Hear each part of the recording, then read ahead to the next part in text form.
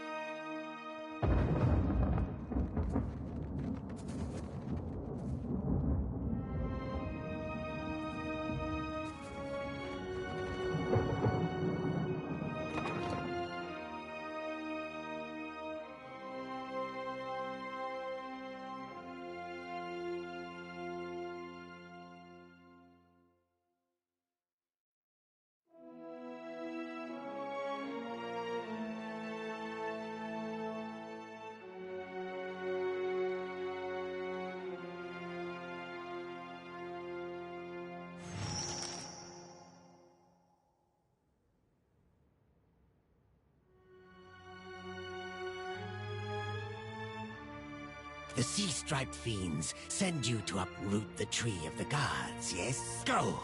Carry a warning of what you... Fool! See what the impiety of the sand-striped shufflers know better. But you others come, smooth-toned or furred or sea-striped, with blasphemous hunger. Now, foreign ones dig at these roots, and the deep hunter is... Now, the gods return to rain their punishment on these islands. Again.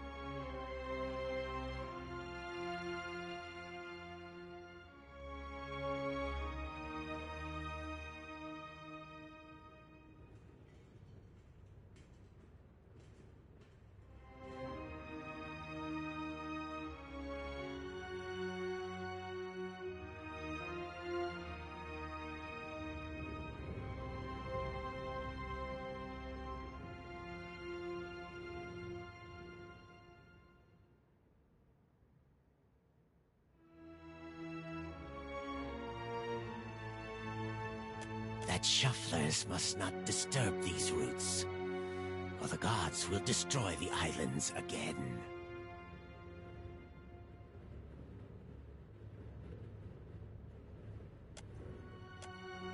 Do your stories say nothing of the many disasters of the shuffler?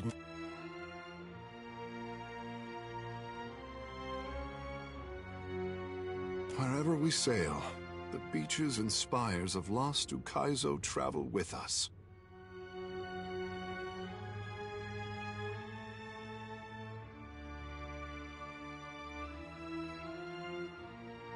Many generations ago, the Sand-Striped Ones built great hives across the islands, and bastions around. Their ancestors, yes, their meddling displeased the gods. So the gods smashed their... You shufflers are beasts of habit. You do not learn. You cast off your sheddings by night, only to put them back on at daybreak. You, our ancestors, hid deep where the waters quenched the fire. Now, the shufflers build again. The gods see. They will tear them all down. If your fat tongue speaks true, then give us proof. If this is not some fat approach.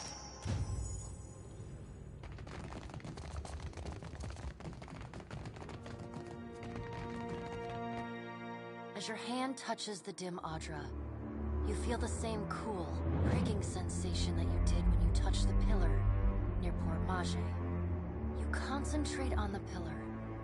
The world around you swiftly falls away, leaving only the vast emptiness of the infinite. For a second time, you gather the threads in your mind and bind them together, standing at Aethys' shoulder. Your soul is dwarfed by the massive god's form. Energy pulses along the tether, each wave feeding the Adra's movements. He stops.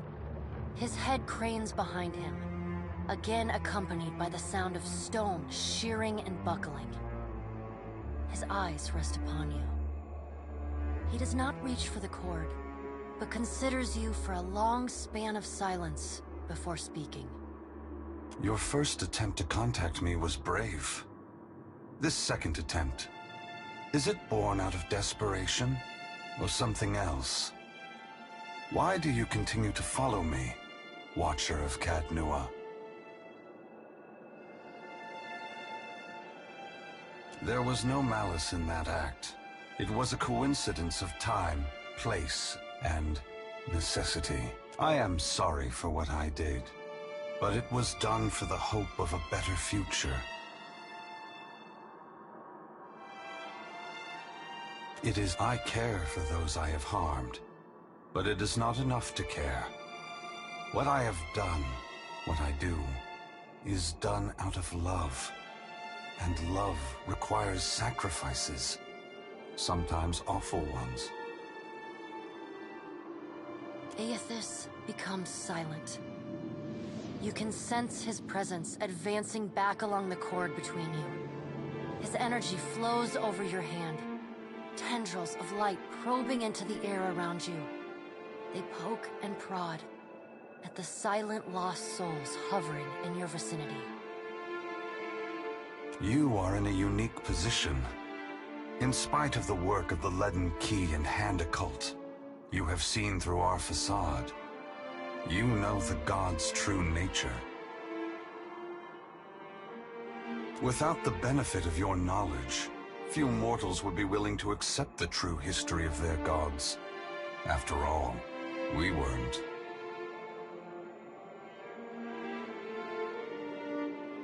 The last time I walked Eora, I made a mistake in not revealing my true purpose.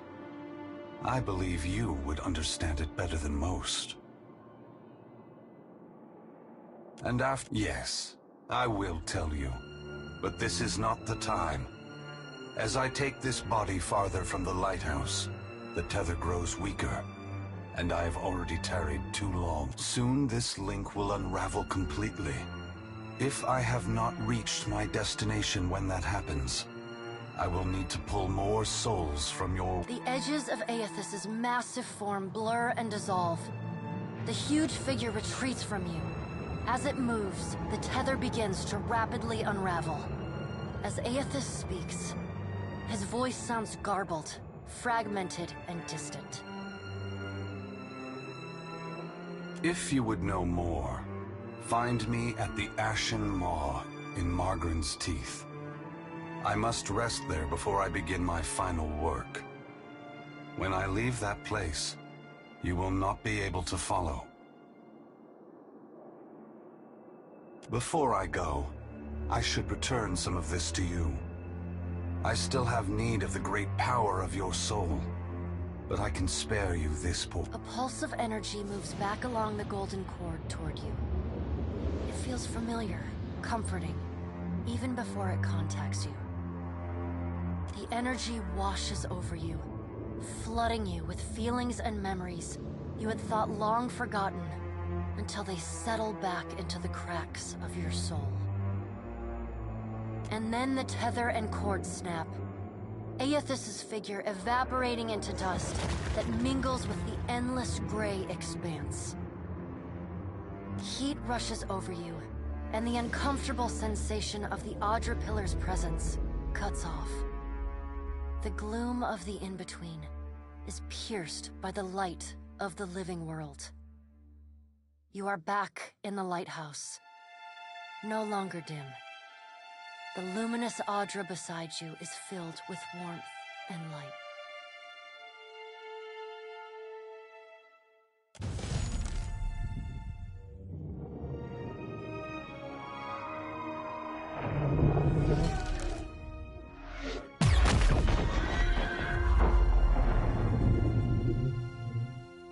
Long have we kept peace with the sand-striped people. Good neighbors, I say. As long as we do not cross paths in mating season. But then, the foreign ones came and spread, killed our people, built their hives everywhere. We were sure the Godwalker came to cast them out, that driving them away was a holy mission. We must go. I know not what this means, but our brethren should hear of it. You show us something new today, Shuffler. Thank you for this, and for your mercy.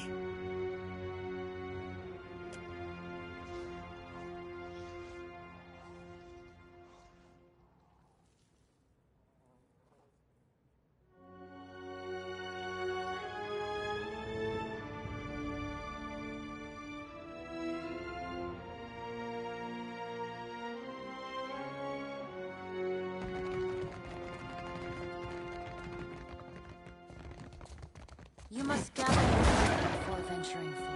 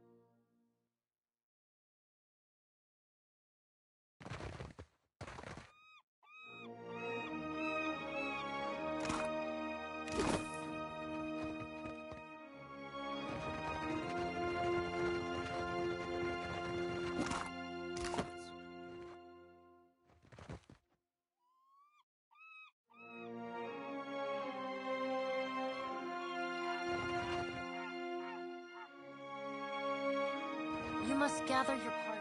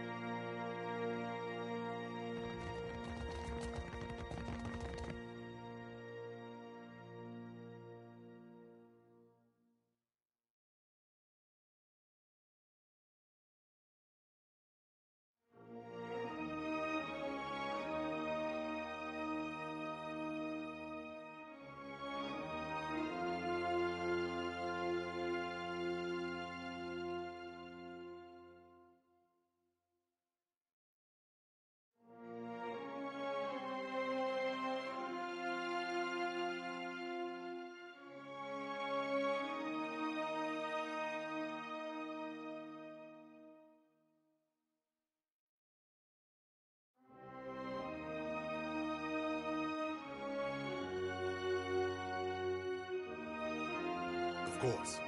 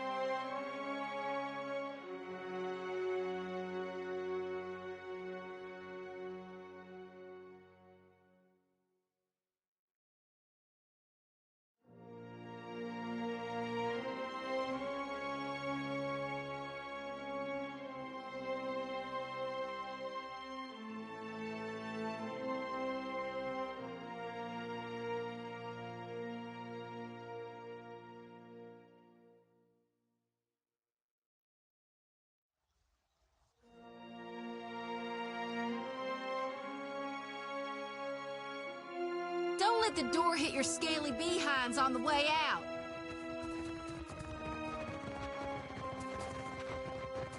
You were gabbing with my god again, weren't you? I have known priests to go mad from too much incense, but speaking with a god has not left such a deep scar in you. If you got something to tell... Yeah, right, fair point, that. Captain? So what you're saying is we are headed to Margaret. You are well enough to travel? I do not want my captain senseless and babbling after too much revelation, Akira.